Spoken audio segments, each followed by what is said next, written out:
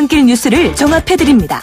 깊이 있는 뉴스 YTN FM 출발 새아침. 비가 내리고 있는 화요일 아침입니다. 여러분 지금 출근길에 나서신 분들도 많으실 텐데요.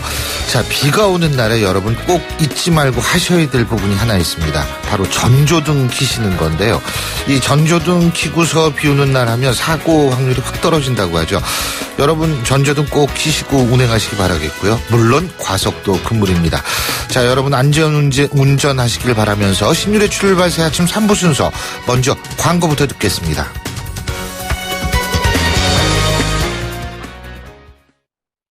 페이스 도루코 면도기 도루코 페이스 면도기 페이스 안전하고 부드러운 대한민국 면도기 안전하고 부드러운 면도 그 이상을 경험하세요. The Shaving Innovator, Dorco Pace. 온도와 습도를 항상 일정하게 유지시켜주는 항온항습기 전문기업 AR. 전산센터, 반도체 공장, 미술관, 박물관, 귀중품 보관실을 30년 축적된 기술로 AR이 지켜드립니다. 24시간 확실한 서비스 보장 031-497-0561. 아유, 세 단계 종이 또 걸렸어? 정말 제본 하나 하려다가 미치겠네. 내가 진작 현대오피스로 바꾸라니까. 오늘 다 날 셀 거야. 이제 스트레스 받지 마세요. 사무기기 전문기업 현대오피스가 책임지겠습니다. 사무기기의 올바른 기준. 현대오피스. 사장님, 성악가 김동규 씨네 집 바닥재 좋던데 우리 집도 똑같은 걸로 해줘요. 요즘 떠오르는 바닥재 스타 강마루. 스타일 좋고 습기 열 긁힘에 강하니까 오래 사용하려면. 그래서 스타 강마루를 하는구나. 성악가 김동규입니다. 강마루 스타는 스타 강마루. 스타 강마루. 연일 계속되는 황사로 기분까지 답답한 경우가 발생하고 있습니다. 솔의 눈을 항상 준비하시기 바랍니다. 시원한 솔싹 추출물이 입안에 솔솔 솔바람을 불게 합니다. 이상 머리까지 시원해지는 느낌 솔의 눈이었습니다. 솔의 눈. 항공권도 매진이야. 실시간 빠른 항공 호텔 예약 시스템 온라인 투어. 가격이 싸니 일정이 별로야. 알뜰하고 품격 있는 여행은 온라인 투어. 에어텔, 교통패스, 각종 입장권. 복잡해. 여행의 예약을 한 번에 온라인 투어. 기억하세요. 여행의 모든 해결 온라인 투어. 온라인투어.co.kr. 히든텍에서 잭필드를 만들었네. 아주 응원해요. 못난 놈, 잭필드에서 히든텍을 만든 거지. 히든텍 입는 순간 허리가 바운스. 허리가 늘어나? 나도 히든텍 한번 부탁해요. 지금까지 기막되었습니다. 숨쉬는 바지 히든텍. 1644 대리운전 1644 불러보자 꽃배달도 1644 전국 꽃배달 배송비 포함 3단 환 54,000원부터 렌탈 환 44,000원부터 1644 꽃배달 1644 대리운전 1644 송곳 같은 말, 허무한 말, 우리가 주목해야 될 말을 전해드립니다. 왁자지껄, 말. 유엔 회원국은 사무총장 퇴임 직후 어떠한 정부직도 제공하지 않는 것이 바람직하다. 사무총장 자신도 그러한 직책을 수락하는 것을 삼가해야 한다. 유엔의 결의안에 담긴 내용입니다. 이는 물론 권고사항입니다. 반기문 총장 이전에 유엔 사무총장이 대선에 뛰어든 경우는 4, 5년가량의 휴직을 거친 이후였다고 하는데요. 제가 앞서도 말씀드렸지만 이런 결의문 구속력은 없습니다. 하지만 최소한 미래에도 다시 한번 우리나라 출신 유엔 사무총장을 배출하기 위해서는 이런 결의를 무시하기는 힘들 것이라는 생각인데요. 어쨌든 이런 결의안에 당황하는 측은 새누리당 내의 친박일 수도 있습니다. 뚜렷한 대선 후보가 없는 상황이기 때문인데요.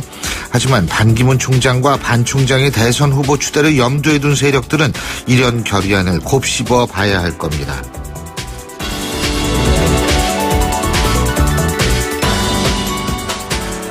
국회법 개정안, 대통령이 거부권을 행사하면 우리 더민주도 거부권을 행사하겠습니다.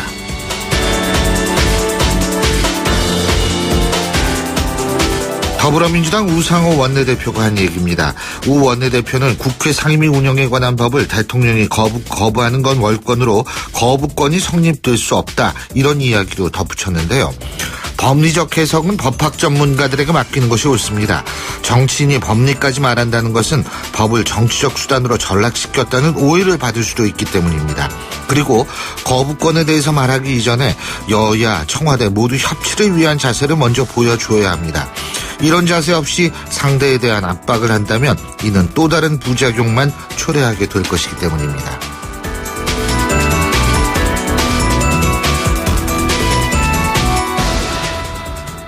좋은 분 찾다가 안 되면 도리가 없다.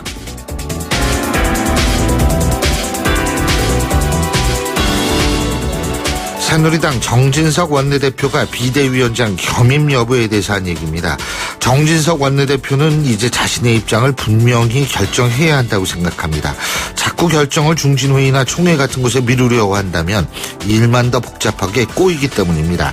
본인의 정치적 미래를 위해서도 이런 결단은 필요할 거란 생각인데요. 그리고 여기서 한 가지 더 생각해야 할 점은 친박, 비박 모두의 요구를 수용하기는 불가능하다는 점입니다. 그래서 필요한 것은 여론이라는 집단위성이 어떤 방향으로 흐르는가를 주목해야 한다는 겁니다. 여론만큼 막강한 무기는 정치에서 없기 때문입니다. 지금까지 왁자지껄 말말말이었습니다.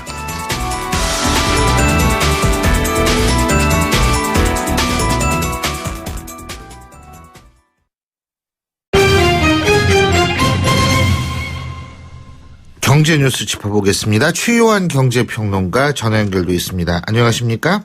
예, 안녕하십니까. 최요한입니다. 예, 정부가 말이에요. 노사 합의가 없더라도 공공기관 성과연봉제 확대 도입을 예정대로 추진하겠다, 이런 입장을 재확인을 했는데, 그래서 노조 측의 대응 수위도 지금 높아지고 있죠. 그죠? 예, 그렇습니다. 정기준 기획재정부 공공정책국장이 어제 브리핑을 열고 공기업은 6월 말, 준정부기관 12월 말까지 관련 법령과 지침에 따라 성과연봉제 확대 도입한다는 정부 입장 변한 것이 없다, 이렇게 밝혔습니다. 예. 현재 63개 기관 성과연봉제 확대 도입키로 했는데 이제 12개 기관은 이사회결 거쳤지만 노사 합의는 하지 않았거든요. 예. 합의를 권장하지만 판례 관계 법령 등에 따라서 개별 기관이 의결하거나 사회 통념상 합리성이 있다고 인정하는 경우에는 이를 존중해야 한다. 이것이 이제 정부 입장이라는 거죠. 예. 다시 말하면 정부의 성과 연봉제 확대 도입이 근로자에게 불이익을 가져오는 사규 변경 등은 노조와 근로자 과반수 동의를 받도록 한 제도인 취업규칙 불이익 변경 요청과 상충하지 않는다, 이렇게 이제 판단을 하고 있는 겁니다. 예. 그래서 임종용 금융위원장도 성과 연봉제가 그 금융산업의 경쟁력을 높이기 위한 필연적 과정이라고 강조하고 있고요. 그런데 이렇게 나오니까 금융공공기관 노조를 중심으로 노동계의 반발이 거세지고 있죠. 예. 어제도 산별 중앙교섭을 했지만 입장은 평행선이라고 이야기하는데, 일단 그 현재 성과연봉제 확대 도입을 강행한 공공기관 경영진이나 이사회에 대해서 고소고발 조치가 잇따르고 있는데요. 예. 그 캠코 노조 측은요, 사측이 직원들과 1대1 면접을 통해 성과연봉제 도입 강제로 받아냈다. 홍영만 캠코 부사장을 부산지방노동청에 고발했고요. 산업은행 노조 역시 이동골 부회장을 비롯한 점포장급 이상 간부 180명 전원을 서울지방고용노동청에 고발하는 등 한 걸음도 물러서지 않고 있는 상황입니다. 예. 자, 그리고 신용등급이 낮아서 은행권 이용이 어려운 소기업하고 소상공인들이 서울시 특별보증으로 중금리 대출을 받을 수 있게 됐다는 소식이 있네요. 예, 그렇습니다. 그 전국에서 처음으로 소기업과 소상공인 전용 소호 중금리 특별보증 상품을 출시해서 그러는데요. 대출금리 현재 은행 대출금리의 연 1.2% 보증료가 더해진 것으로 연 6.46% 이내입니다. 개업 후 6개월이 지난 서울시 소재 소기업과 소상공인 중 사업성과 상환 의지가 충분한 개인 신용등급 4에서 7등급 중 중신용자가 대상이고요. 4년 또는 5년 균등 분할 상환 조건입니다. 대략 기업당 최대 2천만 원 정도 보고 있고요. 올해 총 250억 원 예상하고 있습니다. 서울시는 연 27.9%의 사채 1,000만 원을 빌렸던 소상공인이 이번 대출을 받게 되면은 금융비용을 연 평균 109만 원 절감할 수 있다 설명하고 있는데요. 평균 1,250만 원의 대출을 2천여 개의 업체가 받을 것으로 예상하고 있습니다. 지금 은행권과 신용대출 시장이 이제 4 내지 5%에서 20%, 25% 양극화가 돼 있어가지고 네. 중신용자들이 이제 적정 수준 금리로 자금 조달받기가 어려운 구조거든요. 예. 일단 뭐 이렇게 서울시가 나서서 이렇게 은행들과 업무 협약을 체결했으니까 한번 생각해 보시는 게 어떨까. 예. 지금 재단 고객센터가 1577에 예. 6119로 문의하시면 됩니다. 예. 그러니까 이게 이제 사채보다는 싸고 은행금리보다는 비싼 거죠. 그죠? 네, 그렇죠. 예. 근데 이게 이제 회수율이라는 것도 역시 중요하고 네. 그 회수율이라는 거는 결국 우리의 지방세, 세금 아니겠어요? 세금이죠. 그죠? 예. 예. 그렇기 때문에 이런 부분에 있어서는 회수가 어떻게 되는지 이런 또 물론 경제도 살려야 되고 우리 또 어렵게 사업하시는 자영업자분들도 도움이 많이 돼야 되겠지만 그런 부분도 사실 또 중요한 부분이 아닐까라는 생각이 듭니다. 네. 금융감독원이 소멸시 후 2년이 지났더라도 자살보험금을 지급해야 한다고 생명보험사들한테 경고를 했다. 이런 얘기도 있죠? 예, 그렇습니다. 이게 사실 자살보험금 논란이 2014년부터 이어져 왔는데요. 예. 이 생명보험사들이 2001년부터 2010년까지 10여 년간 판매한 재해사망 특별계약 상품 약관에 예. 가입 2년 후에는 자살 시에도 특약보험을 지급한다. 이거 명시했었거든요. 예. 그런데 이제 뒤늦게 문제가 되니까 약관 작성 때 실수가 있었다. 자살은 재해가 아니다. 특약보험금을 지급을 거절한 거죠. 예. 그런데 이게 건수가 이제 한두 건이 아니니까 문제죠. 그래서 이제 금감원이 약관에 명시된 대로 보험금 지급하라 얘기했지만 생보사들이 반발하고 지금 소송전까지 들어갔는데 예. 이 문제 자살의 특약보험금을 줘야 하는 계약만 280만 건에 달한다는 거죠. 어허. 그래서 요것이 지금 좀 문제가 문제가 되고 있는데요. 예. 지금 비용만 해도 2월 말 기준으로 2,465억 원이고 또 이것이 또 소멸시효가 지난 자살보험금은 지급할 의무가 없다. 보험사들이 이야기하고 있지만 아니 당신들이 주지 않으니까 우리가 못 받은 거지. 이제 계약자들은 그렇게 이야기하고 있는 거거든요. 네. 그래서 지금 지급을 미룬 자살보험금에 대해서 연 이자율로 지연 이자까지 따져서 해야 되는데 그 지연 이자만 578억 원인데 된 겁니다. 그러니까 지금 굉장히 많이 복잡합니다. 그래서 권순찬 금감원 부원장보가 대법원에서 어떤 판결이 나오든 간에 하여튼 보험금 모두 지급해야 한다. 예. 아예 못 받고 나섰고요. 예. 지금 상황에서 보험사들이 금감원의 공부에 굉장히 당혹스러워하고 있다. 이런 이야기가 나오고 있습니다. 예, 오늘 말씀 여기까지 듣겠습니다. 고맙습니다. 예, 감사합니다. 예, 지금까지 최요한 경제평론가였습니다.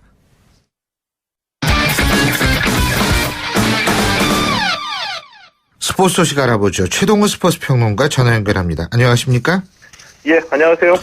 예, 메이저리그 오늘 새벽 경기에서 강정호 선수 말이에요. 대타로 예. 출전을 했었죠. 그죠? 예. 근데 안타는 못 친 모양이에요. 예. 지난 22일에 이제 왼손 부상을 당했던 피츠버그 강정호 선수가 예. 오늘 새벽 콜로라도전에서 6회 말 대타로 출전했고요. 1타수 무안타를 기록했습니다. 예, 지난 일요일에 부상을 당했고 이후에 어제 경기에서 빠졌습니다. 예. 그러다 오늘 새벽 경기에 대타로 출전한 건데요. 이 왼손 부상은 엑스레이 검정 결과 다행히 큰 부상은 아닌 것으로 밝혀졌습니다. 그리고 최근 5경기에서 무안타 부진에 빠졌던 미네소타 박병호 선수 캔자스 시티전에서 5번 지명 타자로 선발 출전하는데요. 예. 미네소타와 캔자스 시티의 경기는 잠시 후 9시 10분에 열리고요. 예. 시애틀의 이대호 선수 오클랜드전에서 5번 타자 1루수로 선발 출전하는데 예. 시애틀하고 오클랜드 경기는 11시 10분에 시작합니다. 그렇군요. 그리고 프로축구 전북현대가 심판을 매수했다는 혐의가 드러났다고 하는데 사실 예. 전북현대는 K리그의 명문팀 아닙니까? 그죠? 예, 그렇죠. 이거 이럴 수가 있습니까? 근데? 그래서 더욱더 충격적이라고 할 수가 있겠는데요. 어제 부산지검 외사부가 이 전북현대 구단 관계자로부터 이 유리한 판정을 해달라는 청탁과 함께 금품을 받은 혐의로 이 K리그 소속 심판 2명을 불구속 기소했다고 밝혔습니다. 얼마나 받았대요? 경기당 100만 원씩 받았습니다. 이들에게 이 수백만 원의 뒷돈을 건넨 혐의로 전북현대의 스카우트 1명도 불구속 기소가 됐는데, 이 불구속 기소된 2명의 심판 각각 이 2차례와 3차례에 걸쳐서 전북현대 스카우트로부터 경기당 100만 원씩을 받은 혐의이고요. 네. 이 지난해에도 이 프로축구 전현직 심판이 경남 FC로부터 이 수백만 원에서 수천만 원의 뒷돈을 받아서 1심에서 징역형을 받은 사건이 있었거든요. 이 검찰이 프로축구뿐만이 아니라 이 스포츠계 전반으로 심판 매수 수사를 확대할 방침입니다. 그러면 구단의 입장은 뭐예요, 지금? 어제 이 심판 매수 보도가 나오자마자 이 전북현대 구단이 이 해당 스카우터의 직무를 정지시켰고, 이 검찰 조사 결과에 따라서 이 추가 조치를 취하겠다는 입장을 밝혔는데, 이 불구속 기소된 스카우터는 구단의 보고 없이 개인적으로 심판 매수에 나섰다, 이렇게 발표를 했거든요. 그런데 이 스카우터가 우리 팀 이기게 해달라고 자기 혼자 나서가지고 자기 돈으로 심판을 매수했다는 얘기인데, 저는 좀 상식적으로 이해가 가지는 않습니다. 과연 그랬을까? 그래서 이 어느 선까지 개입했는지 여부는 검찰 수사를 좀 더 지켜봐야지 될 것 같습니다. 예. 그리고 어제 축구 대표팀 명단이 발표됐는데 다음 달에 스페인하고 체코를 상대로 평가전에 나설 선수들 명단이죠? 이 축구 대표팀이 다음 달 1일에 스페인, 5일에 체코하고 2차례 평가전을 치릅니다. 이 유럽 원정 2연전이거든요. 이 경기에 나서 선수 명단 20명이 발표가 된 겁니다. 유럽파에서 기성용, 손흥민, 중동에서 뛰고 있는 한국영, 남태희, 이 K리그 황의조, 이재성, 그리고 이 중국에서 뛰는 윤빛가람, 장현수 선수 등이 대표팀 명단에 이름을 올려놨습니다. 이번에 그러면 선발의 특징은 뭐라고 볼 수 있죠? 우선 이 슈틸리케 감독이 원칙을 지켰다는 평가를 받고 있고요. 이 얘기는 이제 소속팀에서 뛰지 못하면 대표 선발은 힘들다라고 얘기한 것을 실제로 지켰다는 겁니다. 그래서 이 프리미어리그 크리스탈 팰리스의 이청용 선수, 분데스리가 도르트문트의 박주호 선수 등이 대표팀에서 제외가 됐고요. 이들의 자리를 대신한 선수 중에 이 중국 옌벤에서 뛰는 윤빛가람 선수가 눈에 띄는데, 이 윤빛가람 선수 고교 시절에 이미 축구 천재로 주목을 받았던 선수이거든요. 패스가 특히나 이 창의적인 선수인데 2012년 브라질 월드컵 예선 이후에 오랜만에 대표팀에 선발이 됐고요. 슈틸리케 감독이 이기겠다는 생각을 갖지 못하면 원정을 갈 필요가 없다, 이렇게 얘기했습니다.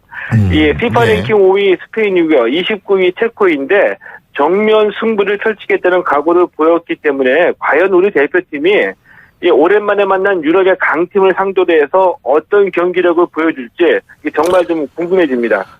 잘 알겠습니다. 오늘 말씀 잘 들었습니다. 고맙습니다. 고맙습니다. 지금까지 최동훈 스포츠 평론가였고요. 신율의 출발 새 아침 3부 순서는 여기까지입니다. 잠시 뒤 4부에서 뵙겠습니다. 안녕하세요. 배우 공연주입니다. 15살의 여러분은 어떤 꿈을 꾸는 아이였나요? 제가 케냐에서 만난 15살 소녀 도린의 꿈은 의사가 되는 것인데요. 학교에 가는 것을 무척 좋아하는 도린이 학교를 빠질 수밖에 없는 이유는 단지 여자로 태어났기 때문입니다. 우리와 너무 다른 그동안 말하지 못한 소녀들의 이야기 궁금하지 않으세요? 여러분의 관심으로 소녀들이 다시 꿈을 꿀 수 있습니다. 지금 월드비전 꽃들에게 희망을 캠페인을 검색하세요. 월드비전 꽃들에게 희망을. YTN 라디오 캠페인 더 가까이. 안녕하세요. 평범한 직장인 박민수입니다. 6월 5일은 환경의 날입니다. 하루에 조금씩만 절약하는 습관을 들여도 환경 보호에 큰 보탬이 된다고 하죠. 직장 생활에서 할 수 있는 간단한 환경 보호 팁 알려드릴게요.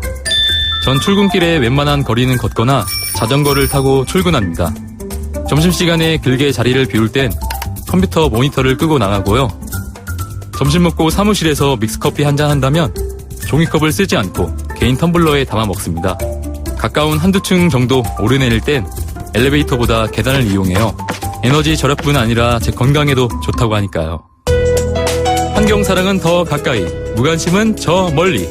우리가 할 수 있는 가벼운 한 가지씩만 실천해도 지구가 건강해집니다. YTN 라디오 캠페인 더 가까이 한국환경공단과 함께합니다. 사장님, 성악가 김동규 씨네 집 바닥재 좋던데 우리 집도 똑같은 걸로 해줘요. 아, 요즘 떠오르는 바닥재 스타 강마루. 스타일 좋고 습기 열 긁힘에 강하니까 오래 사용하려면. 그래서 스타 강마루로 하는구나. 성악가 김동규입니다. 강마루 스타는 스타 강마루. 스타 강마루. 록비드 면역은 높아도 안 돼요. 안 돼요. 면역은 낮아도 안 돼요. 안 돼요. 녹용 추출 성분 록비드 록비드. 본 제품은 건강기능식품 광고입니다. 날카로운 분석, 내일을 보는 시선, 신율의 출발 새 아침. 신율의 출발 새 아침 4부 순서, 먼저 광고부터 들으실까요? 메르세데스 벤츠 공식 딜러 KCC 오토 영등포 전시장 그랜드 오픈. 5월 초 강서, 목동, 강북, 제주에 이어 이제 가까운 영등포에서도 메르세데스 벤츠를 만나보실 수 있습니다. 메르세데스 벤츠를 만나는 새로운 선택. 메르세데스 벤츠 공식 딜러 KCC 오토. 엄마, 침대가 좁아. 이사갈 때 바꾸자. 침대가 불편해. 비싼 건데 참아. 침대 왜 사서 고생하세요? 코웨이 매트리스 맞춤 케어 렌탈 하세요. 위생관리와 타퍼 교체는 기본, 6년마다 새 매트리스로 업그레이드. 침대 이제 코웨이가 답이다. 6년 약정 기준이며 업그레이드는 신규 렌탈 계약 시 제공됩니다. 안녕하세요. 삼성생명 모델 조정석입니다. 아이에겐 엄마가, 엄마에겐 아빠가, 아빠에겐 아이가 보험이 되어줍니다. 서로를 보험 삼아 살아가는 가족. 삼성생명이 그 소중한 가족을 지켜드립니다. 다행이다. 삼성생명. 들리세요? 감기 오는 소리. 감기 이제 오자마자 잡으세요. 증상은 달라도 초기 감기에는 판피린. 감기 조심하세요. 두통에도 좋습니다. 약국에서 판피린. 동아제약. 마침내 현대건설이 동탄 이신도시에 옵니다. 1479세대 대단지 힐스테이트가 동탄 이신도시에 처음 옵니다. 자연 속 IoT 첨단 생활 동탄 첫 번째 힐스테이트. 힐스테이트가 동탄을 한 단계 더 높입니다. 힐스테이트 동탄 6월 분양 예정. 문의 1877-5510 현대건설. 당신이 변했습니다. 식물도 컬러에 따라 영양소가 다르고 건강기능식품에도 차이가 있다는 걸 압니다. 그런 당신을 위해 뉴트리라이트는 식물 영양소를 통한 최적의 건강을 연구합니다. 철학은 지키고 과학은 나아갑니다. 뉴트리라이트. 건강기능식품 광고입니다. 바다가 보이는 집, 집에 대한 로망이 아닐까? 인천대교와 바다 조망을 누리는 남다른 생활, 남다른 가치. 클래스가 다른 프리미엄 오션 클래스 센토피아 송도 더샵. 5월 20일 주택홍보관 오픈. 조합원 가입 문의 032-723-9600. 시공예정사 포스코건설. 5월 롯데하이마트 전국 동시 세일. 신제품 가격이 해피. 무이자 카드 혜택이 또 해피. 자전거 경품이 200대나 되니까 해피. 라미란도 스마트한 선택. 하이마트. 5월 5일부터 29일까지. 경품은 행사기간 매장 방문 고객 중 응모자 대상. 자세한 사항은 매장 문의. 예, 오늘 비는 오후까지 계속 이어진다고 하죠. 자, 빗속 교통 상황 알아보겠습니다. 김미랑 캐스터. 네, 신율의 출발새 아침 교통정보입니다. 출근길 빗길에 미끄럼 사고 나지 않도록 전조등 꼭 켜고 평소보다 속도를 충분히 줄여서 안전하게 운행하시기 바랍니다. 서울 외곽 순환고속도로 판교에서 구리 방면 도리분기점 부근 3차로에서 승용차 단독 사고가 일어나 처리 작업을 하고 있습니다. 여파로 1km 구간이 밀리고 있으니까 미리 차로 변경에 유의하시기 바랍니다. 한강을 따라 올림픽대로 김포 방면 성산대교에서 가양대교 구간에 일어난 사고는 계속해서 처리 작업이 지연되고 있습니다. 여파로 양화대교부터 행주대교까지 정체가 되는 모습인데요. 이전 광진교부터 한강대교까지는 교통량이 많아 밀려 지나고 있고 반대 하남 방면 행주대교부터 성산대교, 여의하류 나들목을 지나 영동대교까지도 아직은 서행입니다. 같이 가는 강변북로 구리 방면 행주대교부터 반포대교까지 밀리는 모습인데요. 다시 성수부터 영동대교 구간도 서행입니다. 반대 일산 쪽으로도 광진교 이전부터 마포대교까지 긴 구간 밀려 지나고 있고 서강대교 지나 양화대교 구간도 다시 한번 서행입니다. 신율의 출발새 아침 교통정보였습니다. 신율의 출발새 아침 오늘 순서 시작합니다. 오늘 아침 당신이 듣고 싶은 뉴스 94.5MHz YTN 뉴스 FM 신율의 출발 새아침.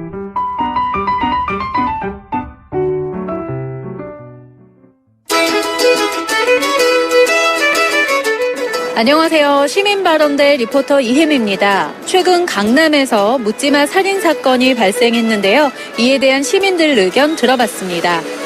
놀래죠. 놀래고 진짜로 다니기가 너무 무서워. 애들도 그렇고. 너무 안타깝고 진짜 그런 일이 없으면 좋겠어. 진짜 믿어지지가 않아. 아무리 정신질환이 그래도 어떻게 사람을 그렇게 죽일 수가 있어. 진짜 조치를 해야지. 집어넣든가 뭐 꼼짝을 못하게 해야지. 자꾸 그런 일이 나니까. 공포야 있죠. 화살 기간에 들어가 있어야 사람이 나와 있는 거에 대해서는. 그 사람이 나와 있는 것 자체가 문제인 거죠. 근데 관리 감독을 잘해야 되는데 관리 감독이 공무원들이 안 하고 있으니까 그게 가장 문제인 것 같고요. 이번에도 약을 며칠 안 먹었다고 하는데 그런 사설 기관에 등록된 사람들에 대한 관리 감독이 잘 돼야지 예방하지 않겠나 생각이 들거든요. 다 격리시키고 살 수는 없는 건데 그렇다고 또 우리 안전도 간과할 수 없는 부분이고 또 그 사람들이 또 다 그렇게 폭력적이거나 그런 것도 아니고 굉장히 그건 좀 힘든 것 같아요. 풀어내기가.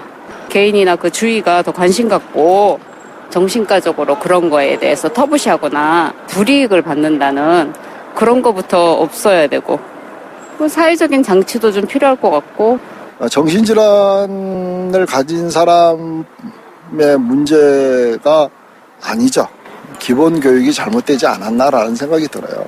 초등학교 시절부터 우리가 바른생활, 말 그대로의 바른생활이 제대로 돼야 되지 않겠느냐라는 생각이 들어요. 요즘 현대인들이 스트레스가 너무 심하니까 근데 그걸 풀 수 있는 방법은 너무 없고 그게 너무 쌓여서 정신적으로 좀 문제가 많이 발생하지 않았나 그런 얘기를 많이 나누거든요. 사회적으로 좀 그 스트레스를 좀 개선할 수 있는 방법을 좀 찾아주신다면 좋을 것 같아요. 직장인들 같은 경우에는 좀 여유가 너무 없어요. 사생활적으로. 그런 좀 여가 시간을 좀 가질 수 있는 뭔가 방법이 개선되어야겠죠. 국회에서. 오늘 말씀 고맙습니다. 지금까지 시민발언대 리포터 이혜미였습니다.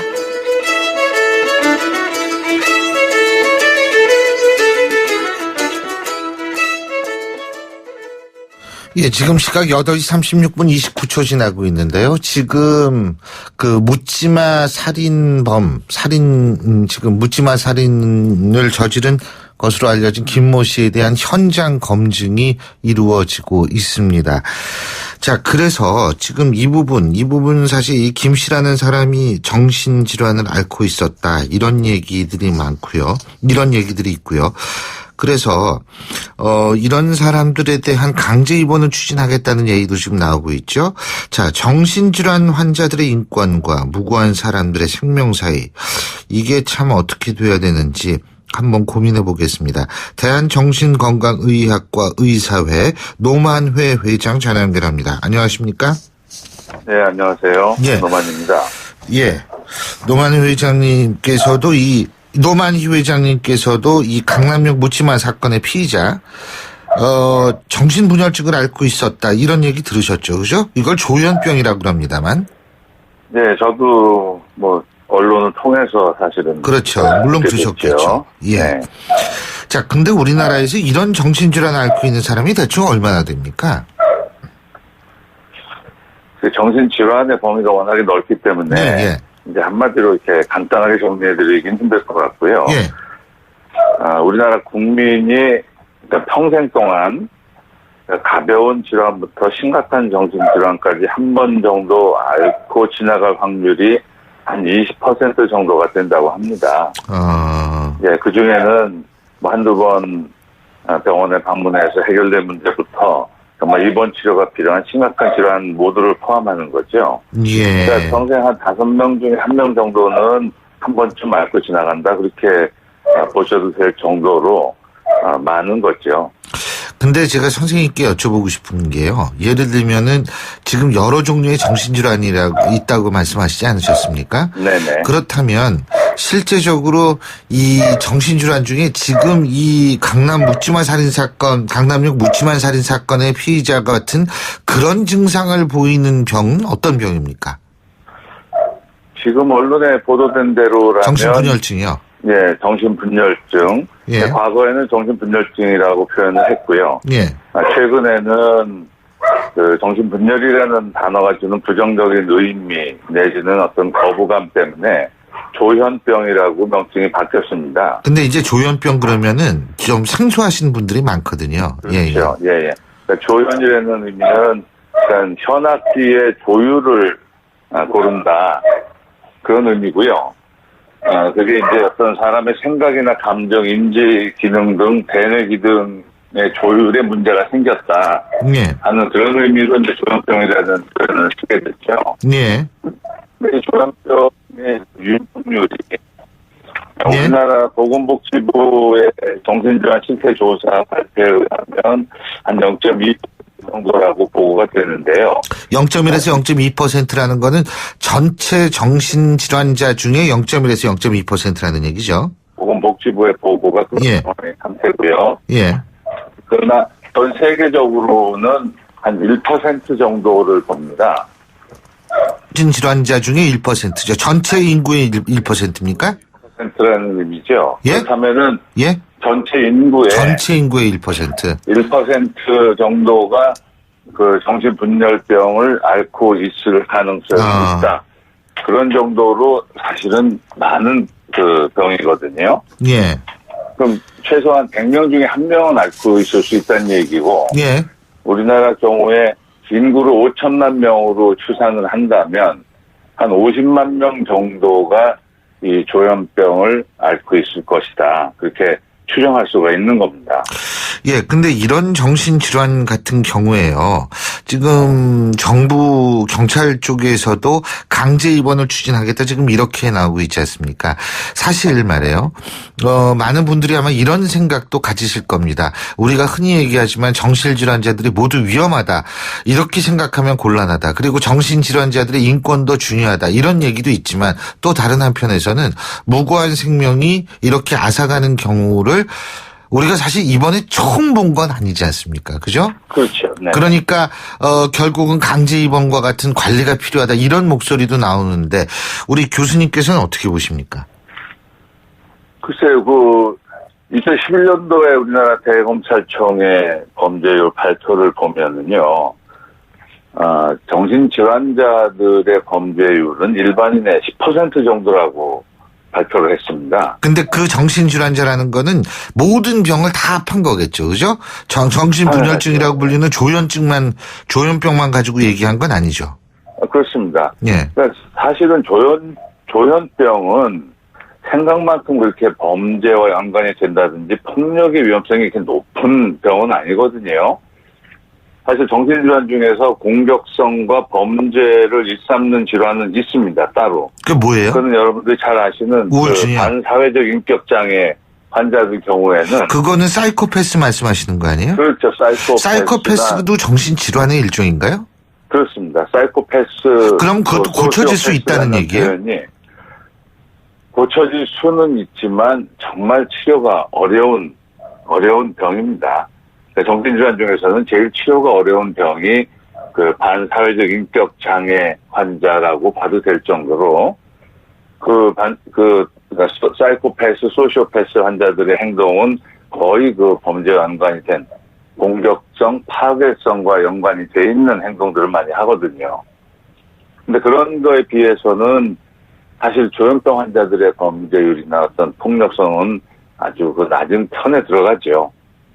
그런데 이번의 경우에는 정신질환자가 살인을 했다는 그 한 가지 사실 때문에 지금 정신질환자는 모두 위험하고 특히 그 중에서 조현병 환자들은 아주 그 살인의 잠재적인 그 가능성을 가지고 있는 그런 환자들로 인식이 될까봐 저희 정신과 의사들은 아주 크게 걱정하고 있습니다. 근데 죄송합니다만 그 살인을 했다는 한 가지 이유 때문에 라고 말씀하시는 거는 조금 살인이라는 건 엄청난 일이고요. 무고한 생명이 지금 사라지지 않았습니까? 그렇기 네네. 때문에 그 뭐 한 가지 사실이라고 표현하는 것은 좀 적절치 못하다는 생각도 듭니다만, 그래서 우리 노 회장님께서는, 지금 이 정신질환자들, 특히 이제 이 정신분열증이라고 얘기하는 조현병 환자들의 강제 입원에 반대한다, 이런 말씀이시네요. 그죠? 아니, 그러니까 저는 무조건 반대하는 게 아니고요. 예, 예. 저는 정신과 의사로서 예. 정말 치료가 필요한데 본인이 치료를 거부한 상황에서는 저는 강제 입원 제도가 좀 더 적극적으로 활용돼야 된다라고 보는 입장입니다. 근데 이게 외국은 어떻습니까? 이런 정신질환자들 사실은 국민들이 굉장히 불안해하는 거는 사실이거든요. 전 세계적으로 정신질환을 앓고 있는 분들의 인권 신장에 관한 것들이 화두가 되어 있는 것은 사실입니다. 예. 그리고 우리나라보다 더 강력하게 그 국가에서 관리하는 나라들도 있고요. 예. 예를 들어서 이탈리아 같은 경우에는 국가가 관리를 해주고, 제 기억으로는 아마 법원에서 입원 여부를 판단해 주는 것으로 알고 있거든요. 예. 이런 이유들은 환자지만 국민이고 국민의 인권이 달려있는 중요한 문제이기 때문에 민간에 위임하지 않고 국가 차원의 관리를 한다, 그런 입장이고요. 예. 또 예를 들어 미국 같은 경우도 자해나 타해 가능성이 있다든지 그런 어떤 폭력성을 보이고 있는 경우에는 경찰관들이 바로 출동해서 입원을 시키기도 합니다. 입원을 이제 한 이후에는 예. 빠른 시일 내에 그 병원 내에 어떤 그 위원회가 설치가 되어 있기 때문에 위원회에서 계속 입원 여부를 판단을 하고, 환자 의사에 따라서 환자가 입원을 원하면 입원 치료를 계속하고, 환자가 치료를 거부하면 즉시 퇴원도 가능하고요. 또 어떤 그 입원 3일 이내에 어떤 법정에서 의사가 소명을 할 수 있는 그런 기회도 있고, 환자들의 그 인권과 권리를 위해서 많은 노력들은 하고는 있습니다. 어쨌든 우리도 이런 조현병이라고 얘기하는 정신분열증 환자에 대한 관리는 좀 필요할 것 같네요. 그죠?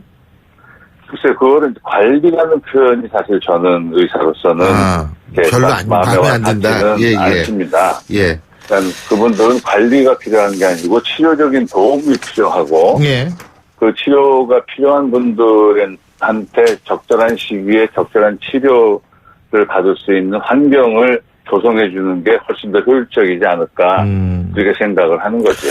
예, 어쨌든 정부와 여러 군데에서의 좀 관심이 많이 필요할 거란 생각이 듭니다. 오늘 말씀 여기까지 듣겠습니다. 고맙습니다. 네, 감사합니다. 예, 지금까지 대한정신건강의학과 의사회 노만희 회장이었습니다. 여러분은 지금 FM 94.5MHz로 방송되고 있는 신율의 출발 새 아침을 듣고 계십니다. 의견 주실 분은 짧은 문자 50원, 긴 문자 100원의 이용료가 드는 휴대전화 문자 메시지 샵 0945번으로 의견 남기실 수 있습니다.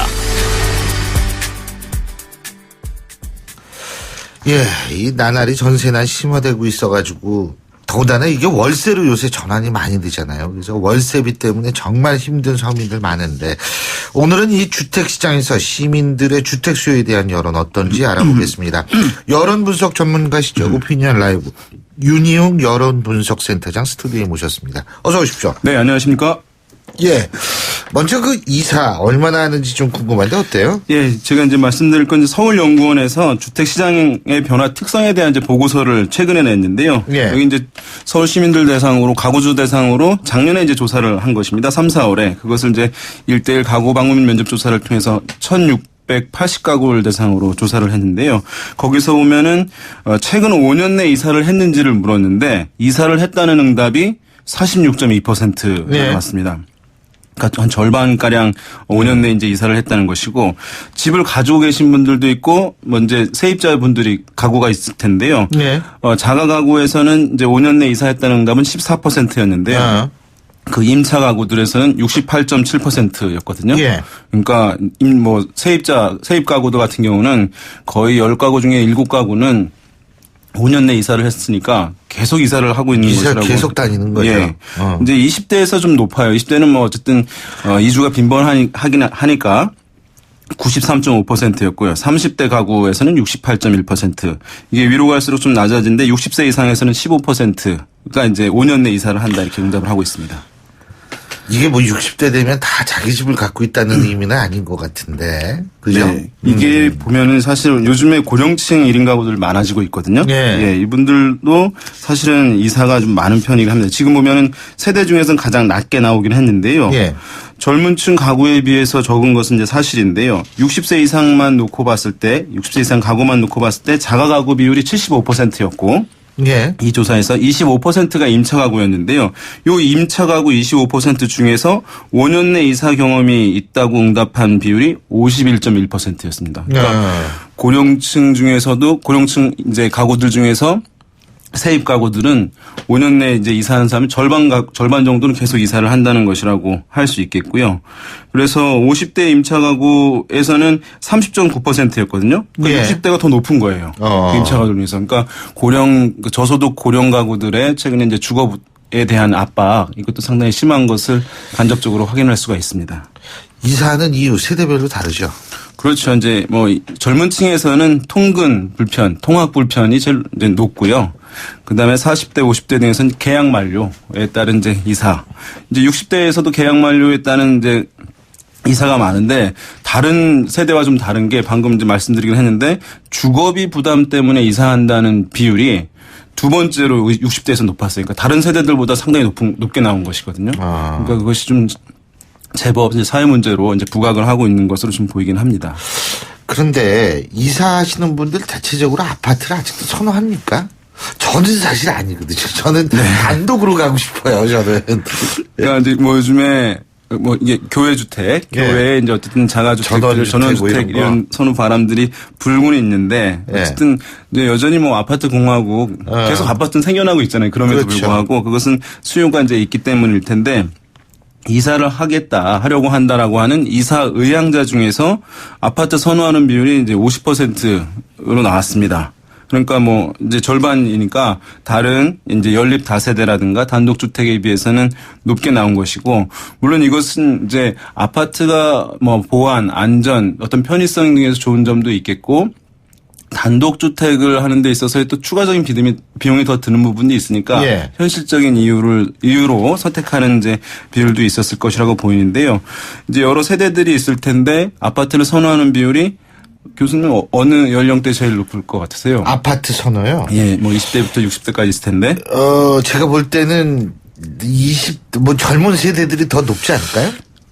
이게 이제 보니까 40대에서 아파트 선호 비율이 74.8%. 40대. 그건 아이들 교육 때문에 그런 거예요. 아마도 그럴 것 같습니다. 아파트가 밀집되어 있는 곳들이 여러 가지 환경적인 측면에서 자녀 교육 차원에서 좋기 때문에 그 부분이 또 가구가 본격적으로 형성되는 것이네. 30대에서 결혼을 하고 40대에서. 그렇죠. 예, 그러다 보니까 40대에서 아파트 선호 비율이 뭐 월등하게 높게 나타나고요. 20대에서는 이제 아파트 선호 비율보다는 연립 다세대 선호 비율이 제일 높았어요. 40%. 그러니까 아마 이거는 20대 같은 경우는 아파트를 싫어한다기보다는 현실적으로 방 한 칸, 원룸 이런 것들이 이제 필요한 것이니까 예, 그런 부분들이 반영돼서 아마 이 응답이 높게 나온 것으로 보입니다. 근데 이런 상황에서 그 주택 정책 중에서 뭐가 제일 중요하다고 생각하냐 이런 부분도 좀 차이가 있을 것 같아요. 예, 중요하죠. 지금 사실은 이제 우리가 막연히 생각하기에는 이게 이제 주택 자금 융자를 아주 값싸게 저리로 해주는 게 필요하겠다라고 하는 게 제일 높을 거라는 생각을 저는 했었거든요.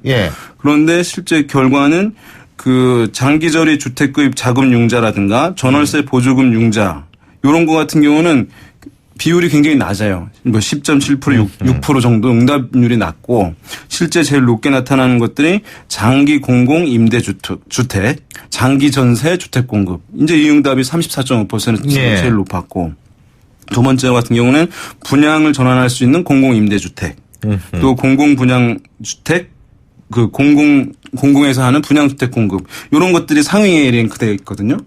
그러니까 임대주택 아니면 공공주택을 많이 세워야 된다 이 얘기네요. 그러니까 제가 봤을 때는 이게 자금을 이제 융자해 주는 저리로 그거 자체로도 사실 부담이 된다 이제 얘기하고 그럼요. 그래서 대체적으로 장기적으로 안정적으로 거주할 수 있는 이런 주택에 대한 이제 필요를 굉장히 강하게 드러내고 있는 그런 상황이다.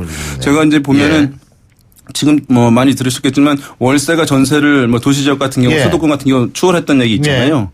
그런데 보면 네이버 이거 포털 같은 데 검색 빈도를 찾아보니까 전세가 여전히 2배 이상으로 검색 빈도가 높아요. 그러니까 수요는 그렇죠. 사실 전세는 높은데 월세로 이제 가고 있는 그러니까 불안정한 측면들이 상당히 있는 거죠. 그러면은 주택을 소유해야 한다라고 생각은 하고 있습니까? 그러니까 보면은 전체 응답에서 소유해야 한다는 응답이 63.7%. 소유가 필요하지 않다. 이제 이런 응답이 36.3%였으니까 이것도 사실 제법 높은 편. 생각보다 높은 거예요. 젊은 세대별로는 특히 어때요? 이제 젊은 층 같은 경우에 20대에서는 소유가 불필요하다는 응답이 더 높아요. 68%가 뭐 주택을 소유하는 게 불필요하다. 요즘에는 세상 물정 모르는 단계. 네. 그러니까 약간 과거에 비해서는 이제 이런 흐름들이 많이 생겨난 것은 틀림없어 보입니다.